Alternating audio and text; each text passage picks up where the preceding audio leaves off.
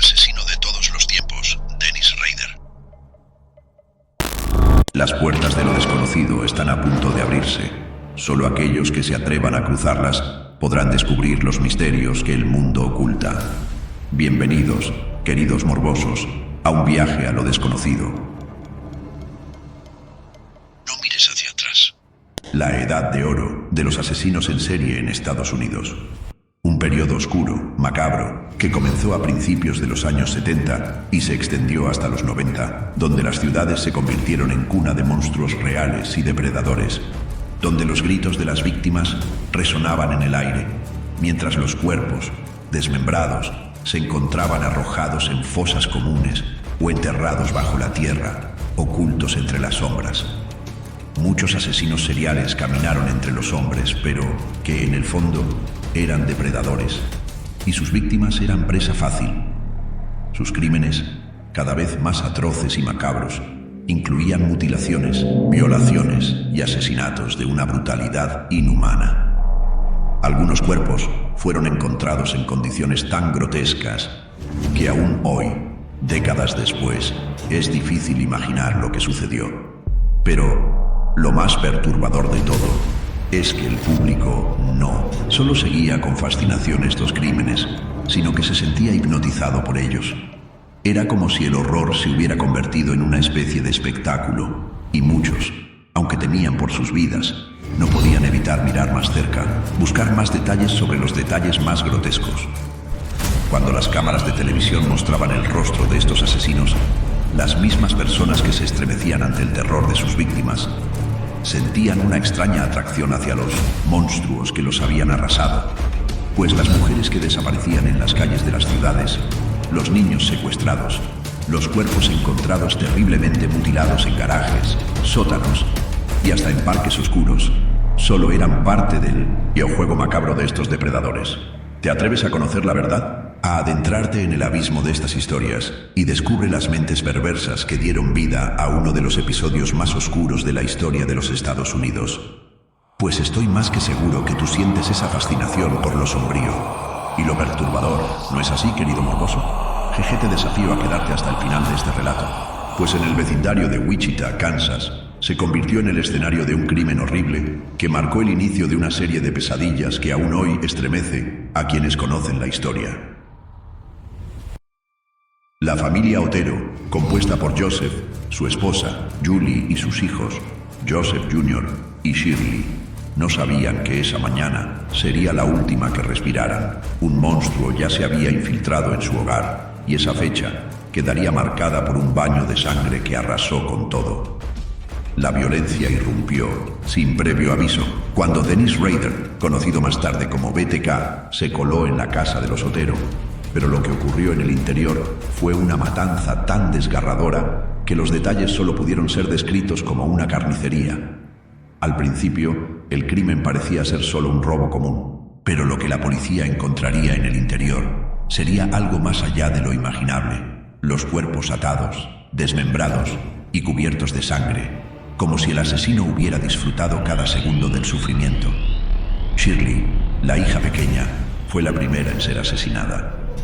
Estrangulada hasta la muerte, su rostro reflejaba el terror más absoluto, con sus ojos abiertos, mirando fijamente al techo, congelada en una expresión que aún hoy persigue a quienes han visto las fotos del crimen. Joseph Sr. y Julie fueron brutalmente torturados antes de ser ejecutados. La escena reveló la mente de un hombre que no solo buscaba matar, sino desgarrar el alma de sus víctimas, obligándolas a mirarse en sus últimos momentos de vida. Cada asesinato, cada golpe, fue ejecutado con una ferocidad que desbordó la razón humana. Y lo más perturbador de todo es que el asesino dejó a sus víctimas en posiciones macabras, como si estuvieran participando en un ritual oscuro y humillante. Los cuerpos, desnudos y desmembrados, exhibían la sangre que se había derramado de manera diabólica sobre el suelo. El crimen, planeado con detalles tan meticulosos, no dejaba lugar a dudas. El hombre que había hecho esto no solo disfrutaba de la muerte, sino que se deleitaba con el dolor y el sadismo de sus muertes. Cuando los investigadores llegaron a la escena, quedaron helados por lo que encontraron. La verdad es que este crimen fue solo el comienzo. Lo peor estaba por venir y la ciudad de Kansas nunca volvería a ser la misma. Este asesino serial no iba a detenerse ahí. El terror se estaba apenas desatando y lo más horrible de todo, las víctimas no serían las últimas. La tensión crecía y la fascinación por el monstruo que los cazaba aumentaba. Y lo más importante, ¿cuándo volverá a atacar? Pues el asesino se había transformado en un verdadero artista del terror, dejando tras de sí escenas de crimen que solo podían ser descritas como absolutamente infernales. No se trataba solo de matar, había algo más en sus crímenes, algo tan retorcido que los hacía únicos y sádicamente fascinantes. Los nudos eran su firma personal. Cada vez que sus víctimas eran encontradas, los investigadores descubrían que habían sido estranguladas, con nudos tan complejos y tan asquerosamente elaborados que solo alguien con una obsesión enfermiza por el control y la humillación podría haberlos atado de esa forma. Las cuerdas, los cordones, no solo mantenían a las víctimas atrapadas, sino que las despojaban de su humanidad, las dejaban expuestas y completamente vulnerables a una muerte lenta, llena de dolor. Los nudos, apretados hasta el último milímetro, formaban una especie de ritual macabro como un monstruo que moldeaba el dolor a su gusto. Cada nudo no era solo un simple lazo, era una obra macabra donde la muerte y el sufrimiento eran el objetivo final. La estrangulación se convirtió en su firma, pero no el simple acto de apretar una cuerda hasta la muerte.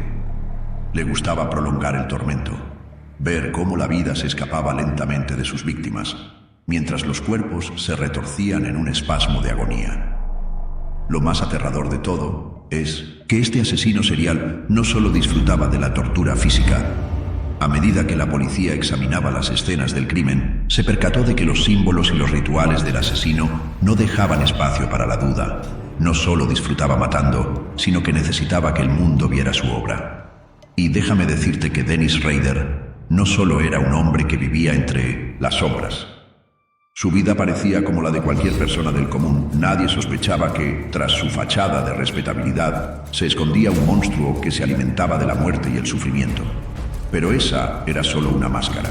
Lo que nadie sabía era que, en su interior, se gestaba una obsesión enfermiza por el control, el poder absoluto sobre sus víctimas y la necesidad de humillar a aquellos que caían en su trampa mortal. Su comportamiento meticuloso era una manifestación de su fetichismo.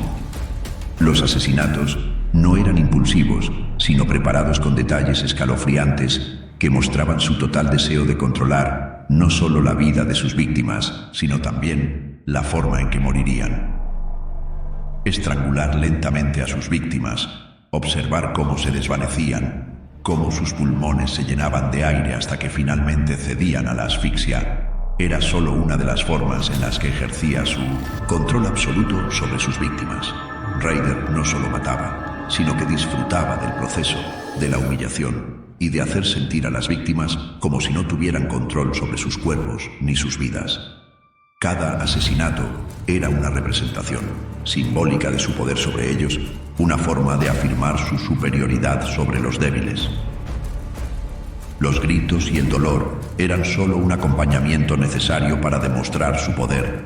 Cada asesinato, cada nudo, cada ritual macabro en el que envolvía a sus víctimas era una expresión de su dominio, pues una vez realizado cada asesinato, no se conformaba con ocultarse en las sombras.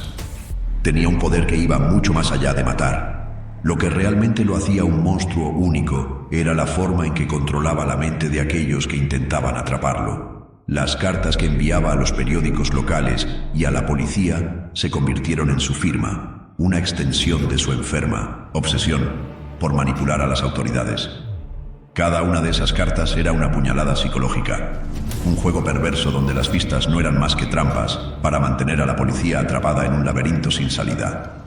Este asesino serial no solo escribía notas, él desafiaba a los investigadores, dejándoles mensajes crípticos, como si cada palabra fuera una burla. No se limitaba a dar pistas, sino que las distorsionaba intencionalmente, desviando a la policía con falsas pistas y detalles malintencionados. Cada carta se convertía en una especie de desafío macabro, y la desesperación crecía entre los investigadores, que sentían que, por más que avanzaran, siempre estaban 2 pasos atrás. Lo más perturbador de sus cartas no era solo el contenido, sino el tono, pues describía con detalles como si fuese un poema de horribles y explícitas escenas de agonía que había causado a sus víctimas, como si sus palabras fueran una extensión del sufrimiento. El horror gráfico que compartía no solo revivía sus crímenes, sino que alimentaba su fetichismo. Sus descripciones detalladas de la estrangulación, de los cuerpos desmembrados, de la sangre derramada, eran una invitación para que los investigadores se adentraran en su mundo de terror. Cada carta era como un poema macabro, donde la muerte era la protagonista y el sufrimiento era el arte. Cada nota era un recordatorio de su poder absoluto. No, necesitaba estar presente en la escena del crimen para sentir su control. Pocos saben que este siniestro asesino llevaba una doble vida. Dennis Rader, este asesino estadounidense que nació en 1945, en Kansas, y que creció en lo que muchos llamarían una familia normal. Solo era una fachada, pues en realidad se estaba gestando algo horrendo en las sombras de su mente. Desde muy pequeño, Dennis mostró signos de un vacío insaciable, una necesidad oscura que lo iba devorando.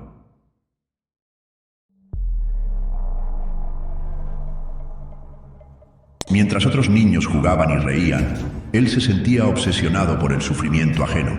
La normalidad era solo una máscara que cubría el monstruo en el que se estaba convirtiendo. A lo largo de su infancia, Dennis era el tipo de niño que pasaba desapercibido, casi invisible. Pero tras esa fachada de inocencia, su mente empezaba a llenarse de pensamientos oscuros. Mientras su madre se mantenía fría y distante, y su padre se encontraba ausente, Dennis comenzó a sentir un placentero deseo por el control. No solo quería dominar, sino quebrar a sus víctimas, ver cómo sus cuerpos se retorcían bajo su voluntad. A medida que pasaban los años, ese impulso se volvía más voraz. A los 24 años, ya casado y con hijos, Dennis llevaba una vida casi perfecta, una vida normal. Pero lo que nadie sabía era que su vida secreta era un infierno de deseos enfermizos. Su necesidad de poder absoluto sobre otro ser humano lo consumía por dentro. Pero mientras sus vecinos dormían tranquilos, él estaba acechando, observando, planificando. Cada uno de sus crímenes se volvía más brutal. Dennis disfrutaba desmembrando a sus víctimas, estrangulándolas lentamente mientras las veía luchar por sus vidas. La tensión creció y con cada nuevo crimen se volvía más audaz. Los detalles macabros en sus cartas a la policía se volvían más explícitos, como si le gustara ver cómo los investigadores caían en su trampa, atrapados en su juego macabro. Cada nuevo asesinato era más brutal, más perturbador, como si estuviera perdiendo el control sobre sí mismo. El monstruo que se había formado en su mente ya no podía ser detenido, pues durante años, Dennis fue un fantasma que acechaba las calles de Estados Unidos, dejando tras de sí una estela de terror que no parecía tener fin. Era desafiante, jugaba con la policía, dejándoles mensajes ocultos, como si se riera de ellos, observando cómo sus intentos de atraparlos se desmoronaban uno a uno. Nadie comprendía cómo un monstruo así podía estar libre durante tanto tiempo, pero todo cambió en 2005, cuando la tecnología comenzó a derribar las paredes del horror. Y fue así como Dennis cometió su primer y fatal error.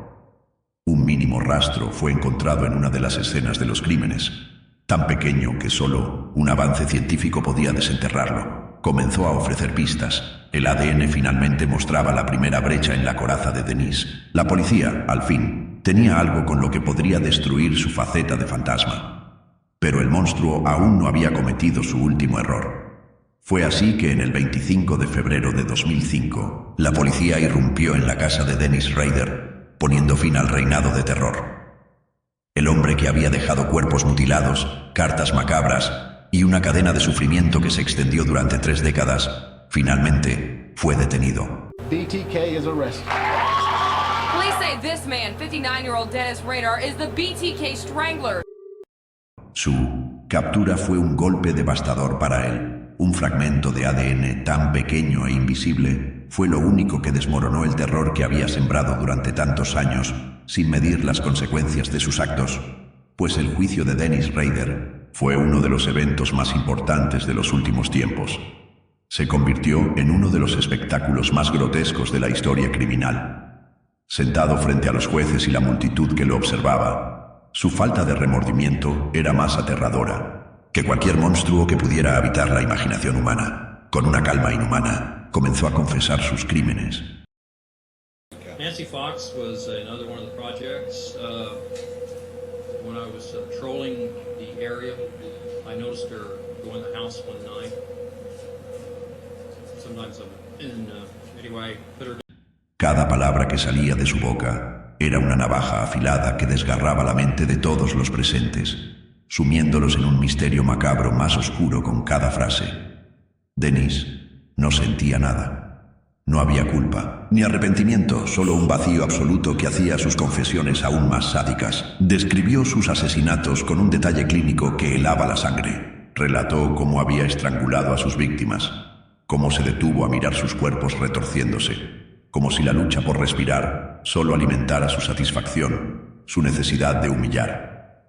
Cada palabra, cada detalle de su descripción era una explosión de horror que ahogaba la respiración de quienes lo escuchaban. Los detalles se volvían cada vez más grotescos. Relató cómo dejaba los cuerpos desmembrados en posturas grotescas como muñecos rotos que él controlaba a su antojo. Describió con una precisión escalofriante cómo mutilaba a las mujeres, cómo se aseguraba de verlas sufrir más, de romperlas, física y mentalmente antes de dejarlas atrás. La sala del juicio se llenaba de un vacío de terror.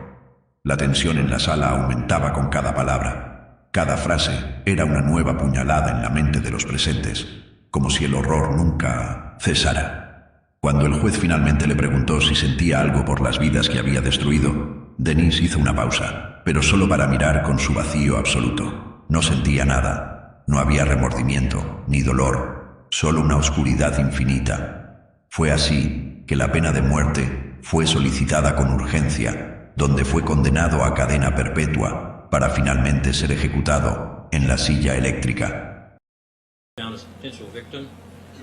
Let me ask you one thing, Mr. Rader. You used that term when you were patrolling the area. What do you mean by that? It's called stalking or trolling. So you were not working in any form or fashion. You Well, were just... I don't know. If you read much about serial killers, they go through what they call the different phases. That's one of the phases they go through as a trolling stage. Basically you're looking for a victim at that time, and you could be trolling for months or years. Lo que has visto hasta ahora es solo una pequeña parte de lo que realmente acecha en las profundidades del misterio. El camino hacia lo desconocido apenas comienza, y cada paso nos acerca más a la verdad de lo prohibido. Pero aquí no termina. Queremos saber de ti. Déjanos un comentario contándonos qué harías si alguna vez te encuentras frente a un monstruo como este, o si serías capaz de enfrentarte a este tipo de horror sin perder tu vida. Pero aquí no termina. Queremos saber de ti. No mires hacia atrás.